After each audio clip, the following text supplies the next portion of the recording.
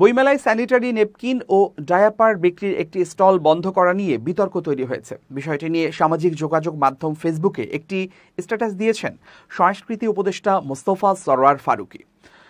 রোববার দিবাগত রাতে ফেসবুকে দেয়া ওই স্ট্যাটাসে ফারুকী লেখেন, স্যানিটারি নেপকিন খুব স্বাভাবিক একটা জিনিস।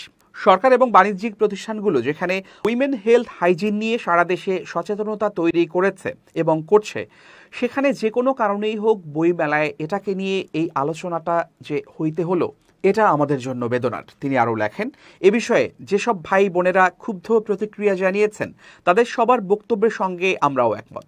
আপনাদের বিস্ময় এবং ক্ষোভ আমাদেরও। যাই হোক, বাংলা একাডেমি একটু আগেই বিবৃতির মাধ্যমে জানিয়েছে, সোমবার থেকে মেলা প্রাঙ্গণে মেয়েদের ওয়াশরুমের পাশে বিনামূল্যে স্যানিটারি ন্যাপকিন সরবরাহের ব্যবস্থা থাকবে। এছাড়া অন্যান্য ব্যাপারেও তারা তাদের ব্যাখ্যা জানিয়েছে। অমর একুশে বইমেলায় স্যানিটারি ন্যাপকিন ও ডায়াপার বিক্রির একটি স্টল বন্ধ করা হয়েছে। মেলা পরিচালনা কমিটি বলছে, স্যানিটারি নেপকিন বা ডায়াপার বিষয় নয়। অনুমোদন না থাকায় স্টলটি বন্ধের সিদ্ধান্ত নিয়েছে তারা। বিষয়টি নিয়ে সামাজিক যোগাযোগ মাধ্যমে ব্যাপক সমালোচনা চলছে। বিষয়টি নিয়ে এরই মধ্যে নিজের অবস্থান পরিষ্কার করেছে বাংলা একাডেমি। বাংলা একাডেমির মহাপরিচালক অধ্যাপক ডক্টর মোহাম্মদ আজম এক সংবাদ বিজ্ঞপ্তিতে বলেছেন, বইমেলায় বিনামূল্যে স্যানিটারি ন্যাপকিন বিতরণ অব্যাহত থাকবে।